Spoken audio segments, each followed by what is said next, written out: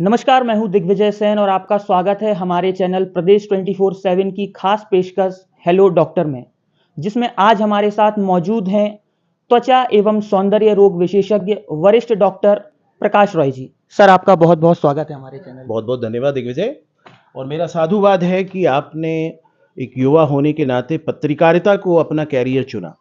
एक पत्रकार समाज का दर्पण होता है, ना केवल वो समाज बल्कि समाज की समस्याओं को लेकर जब जनता के मध्य में आता है तो एक अलग ही छवि उनकी बनती है। तो सर्वप्रथम साधुवाद स्वीकार करें और आपके सवालों का स्वागत है। बहुत बहुत धन्यवाद सर। सर, हम अपने पहले सवाल की शुरुआत यहाँ से करेंगे।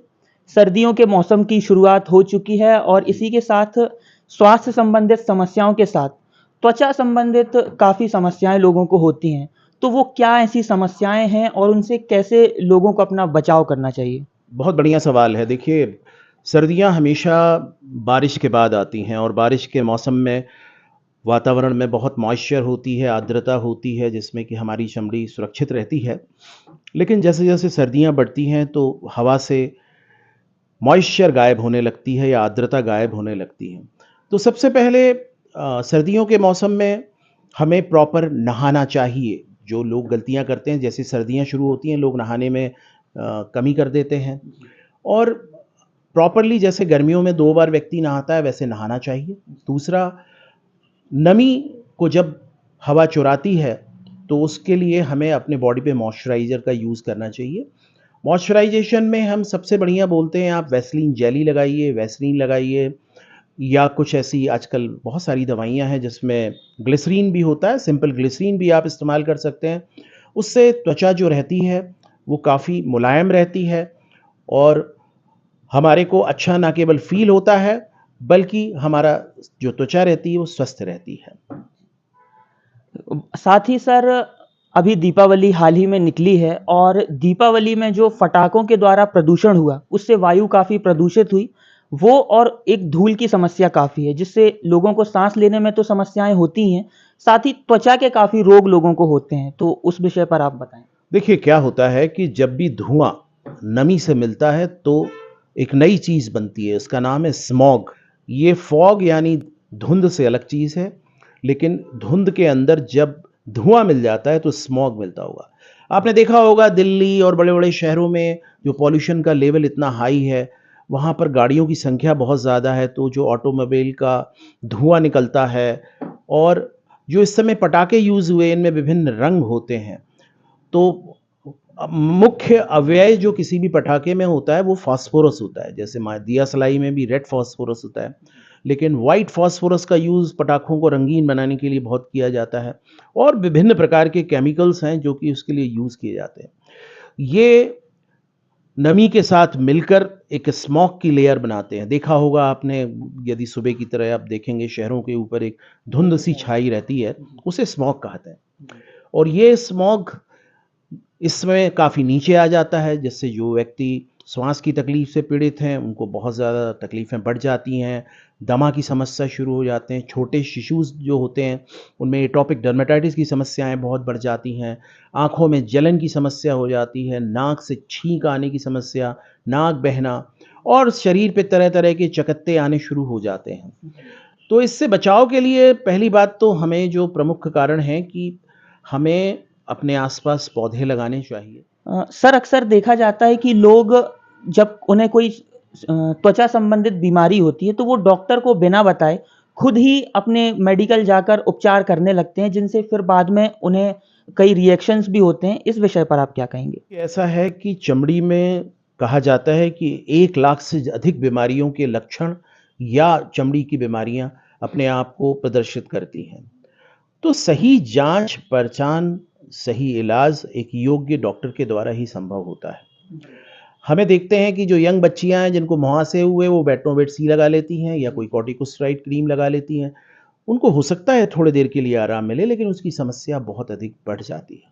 कोई भी बीमारी हो, आप एक उचित और योग्य चिकित्सक के पास जाएं जो कि उस विषय से संबंधित हैं, तभी आपकी समस्याओं का हल हो पाएगा। अपने स्तर पे यदि आप ये काम करेंगे तो आप निश्चित ही परेशान होंगे और अपनी बीमारी को खराब करेंगे। तो मैं कभी राय नहीं दूंगा कि कोई भी व्यक्ति अपनी विधा से अलग किसी और विधा में काम करे। बिल्कुल, क्योंकि अक्सर ऐसा देखा जाता है सोशल मीडिया और ख़ास तौर पे इंस्टाग्राम में जो रील्स आती हैं, उसमें कई लोग अपने घरेलू नुस्खे बताते हैं, कई ऐसे केमिकल प्रोडक्ट्स आजकल स्किन केयर के मार्केट में आने लगे हैं, जिनको जो नए युवा हैं वो देखते हैं और उन्हें लगता है कि मैं ये उपयोग करूँगा तो मैं गोरा हो जाऊँगा या त्वचा रोग खत्म हो जाएँगे। तो फिर उनको काफ़ी ये समस्याएँ होती हैं, तो आप उन्हें सुझाव दें कि उनको क्या करना चाहिए और क्या नहीं करना चाहिए? बिल्कुल, बहुत अच्छी बात कही है। एक बड़ी पुरानी कहावत है, यदि बिच्छू का मंत्र आता है तो साँप का उतारा ना करें। इसका मतलब ये है कि आप जो जानते हैं कृपया उसी के बारे में बात करें, जो नहीं जानते हैं उसके विषय में ना बोलें, क्योंकि हो सकता है कि आपकी इस बातचीत से लोग कुछ सीख ले लें और अपना सर, गलत। सर्दियों के मौसम में आप हमारे दर्शकों को बताएँ कि वो अपनी डाइट में क्या ऐसा शामिल करें या अपने खाने में ऐसी क्या चीज़ों को शामिल करें, जिससे उन्हें स्वास्थ्य जो समस्याएँ हैं वो ना हो और उनकी त्वचा जो है वो स्वस्थ रहे? देखिए, सर्दियों का मौसम में जो समस्या रहती है कि हमारी चमड़ी से लगातार ऊष्मा का लॉस होता है, यानी कैलोरी लॉस होता है। कोई भी गर्मी जो हमारे शरीर से निकलती है, ऊष्मा के रूप में ही निकलती है। तो इस मौसम में जो विशेष तौर पे बच्चे हैं और बुज़ुर्ग हैं, उनमें हमें कैलोरीज़ का विशेष ध्यान रखना पड़ता है कि उन्हें अच्छा भोजन मिले, सारे जो हमारे भोजन के अवयव हैं वो खाने में हों, जिसमें स्पेशली कार्बोहाइड्रेट्स, वसा, प्रोटीन, विटामिन, सारी चीज़ों का समावेश एक निश्चित मात्रा में होना चाहिए। तभी हम उनको पूर्ण पोषण दे पाएँगे। लेकिन जो बच्चे हैं, उनके लिए बहुत सारी चीज़ें हम सजेस्ट करते हैं, जैसे आप खजूर ले लीजिए और उसके बाद खारक हो गई, गुड़ हो गया। गुड़ चना एक बहुत अच्छा सर्दियों के लिए मानक माना जाता है, जिसके प्रयोग से हम बहुत अच्छा पोषण बच्चों में दे सकते हैं, ठीक है? इसी तरीके से इस मौसम में बहुत अच्छे-अच्छे फल और सब्जियाँ आती हैं। कहा जाता है कि जिस मौसम में जो फल आता है, वो उस मौसम की बीमारियों का इलाज भी होता है। तो हम सारे फलों का अपने खानों में समावेश करें और उससे हम अपने परिवार को एक भरपूर भोजन अच्छा हो। कहते हैं कि थाली जो है वो रंग-बिरंगी होनी चाहिए, उसमें सारे रंगों का समावेश होना चाहिए। पीला रंग भी हो, जो कि दालों का हो, सफ़ेद रंग चावल का है, ब्राउन कलर रोटी का है, हरा साग का कलर है, चुकंदर का कलर पर्पल कलर है। तो इस तरीके से हमें अपनी थाली को हर दिन रंग-बिरंगा करके खाना चाहिए, तब हमारे खाने में सभी चीज़ों का समावेश होता है। सर, एक आखिरी प्रश्न के साथ हम अपना इस इंटरव्यू को समाप्त करेंगे कि सर्दियों के मौसम में कपड़ों का चयन व्यक्ति कैसे करे? क्योंकि एक ये काफ़ी कन्फ्यूज़िंग चीज़ होती है, लोग ठंड से बचने के लिए काफ़ी कपड़े पहन लेते हैं और फिर उनकी वजह से कई ऐसे जो इन्फेक्शंस हैं वो उन्हें होते हैं, तो उसके लिए वो क्या करें? देखिए, सर्दियों में जो बहुत महत्वपूर्ण बात होती है कि बड़े बुजुर्गों में, बच्चों में सर्दी लगने की घटनाएँ बहुत होती हैं। उनको सर्दी बहुत जल्दी हो जाती है, बुखार आने लगता है। तो हमें कपड़े जो हैं, स्पेशली सूती कपड़े पहनने चाहिए और कपड़े हमेशा लेयर में पहनने चाहिए, क्योंकि हवा कपड़ों की लेयर के बीच में ट्रैप हो जाती है और वही हमारे शरीर की गर्मी को बनाते हैं। और जो टॉप लेयर होनी चाहिए, वो किसी वूलन क्लोथिंग की हो सकती है। फिर वही बात है कि कपड़ा साफ-सुथरा धुला हो, ताकि शरीर में तरह-तरह की बीमारियों को वो ना लेके आए। कोविड ने हमको सिखाया कि हमको हाथ नहीं मिलाना है। ये 50 चमड़ी की बीमारियों से हमें बचाता है। तो हमें फिजिकल कॉन्टैक्ट से बचना चाहिए। अभिवादन का नमस्ते का तरीका सदियों पुराना और सनातन है, या सलाम करने का तरीका सनातन है, जिससे कि हम इस तमाम चीज़ों से, बीमारियों से बचे रह सकते हैं। तो फिजिकल कॉन्टैक्ट को अवॉइड करना चाहिए और हाथ कई बार हमें धोने हैं।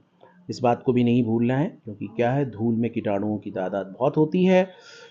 तो यही मेरा कहना था। बहुत-बहुत धन्यवाद सर। तो आप थे हमारे साथ वरिष्ठ डॉक्टर सौंदर्य एवं त्वचा रोग विशेषज्ञ प्रकाश रॉय जी, जिन्होंने त्वचा संबंधित सारी समस्याओं के जो विषय के हमारे प्रश्न थे उनके विषय में हमें जानकारी दी और आप सभी दर्शकों को उन्होंने अपने द्वारा जानकारी देते हुए बताया कि सर्दियों के मौसम में और अन्य दिनों में भी आपको तो अपनी त्वचा को सुरक्षित रखने के लिए क्या सावधानियां बरतनी चाहिए। इसी प्रकार के और भी इंटरव्यूज़ के लिए लगातार बने रहिए प्रदेश 24/7 न्यूज़ की खास पेशकश हेलो डॉक्टर में। तब तक के लिए धन्यवाद।